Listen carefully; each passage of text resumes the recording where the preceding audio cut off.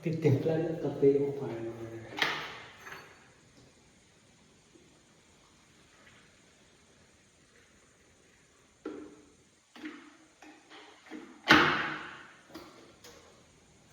Look at that.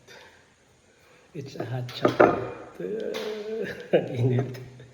It's a hot chocolate. First time ko ng kape rito.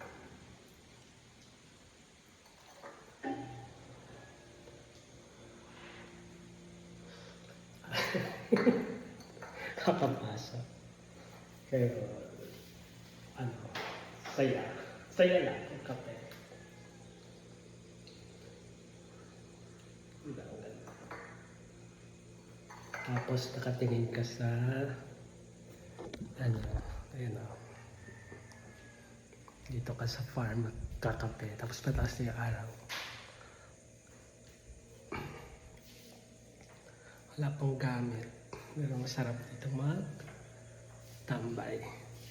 And this will be open for Airbnbs very soon. Kapag meron na siyang bar counter dito. Pwede ko na itong i-open for Airbnb. Para sa mga tao na gusto ng katahimikan, serenity, basta. May mga tao talaga na gusto yung remote area. Katulad ko. Wow, katulad ko. Diba?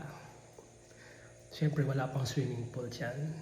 That will be an addition soon kapag may budget na. But for the meantime, enjoy ko muna yung aking hot chocolate. Hindi pala to hot chocolate, kundi instant Milo. Tingnan mo yung ano ko. At least diba, may gamit na siya unti-unti. Sarap kaya dito. Meron din namang CR. Oh. Diba? Ang ganda ng CR. Pero wala pa siyang shower. Tsaka ang ganda ng ano ha. Tingnan mo yung bintana na siya. Ang laki. Oh, may screen pa yan. Oh, wala ka nga lang view. Pero maliwanag po dito. Meron pa pa yung bintana. Diba?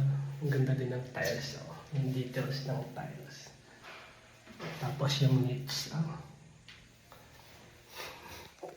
Saan ka pa? And look at my stairs. Ang ganda ng ano nito. Yung steps niya. Ano, malapad pero mabababa. Malalapad yung steps pero malalapad. And soon, mapupuno ito ng painting. This will be my gallery wall. Yan. Yan, puno yan ng painting. Nasa Saudi pa yung mga paintings ko. But soon, dyan, napupuno yan. Okay, tatawagin ko itong gallery. Yan, puno yan. Ito pa lang muna yung painting. At saka ito. Okay, I'm just sharing my morning routine in the farm.